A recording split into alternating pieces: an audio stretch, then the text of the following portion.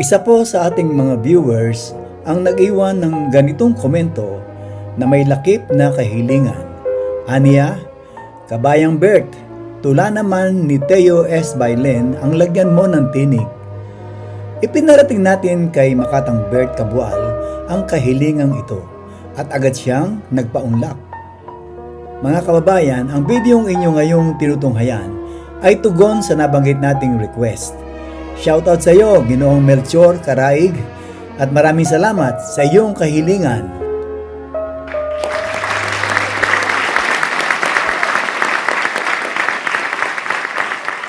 Tinig ng darating ni Teo S. Bailen.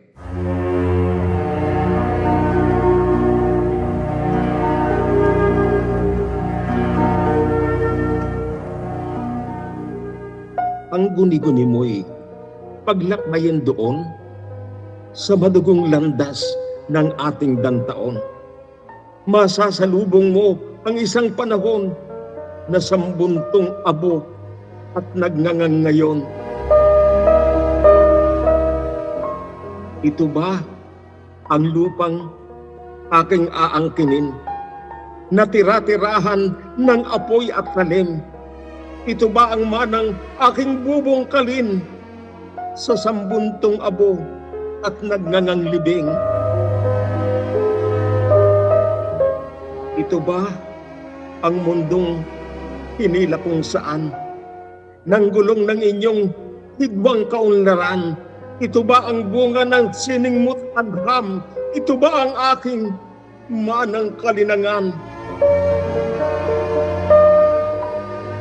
Iyan ba ang bukid na walang naimbak, kundi mga bungo ng mga kaanak, binaog ng inyong unlong makamandag, at wala ni damo na diya'y magugat? Kahugdan at gutom, isipang salanta, bigong pananalig, pag-asang diba? Ito ba ang aking manang mapapala na labi ng inyong taniman at sumpa? O sangkatauhan ng dantaong ito na dapat sisihin ng mga inapo? Ano sa darating ang isasagot mo sa sumbat ng lahing susunod sa iyo?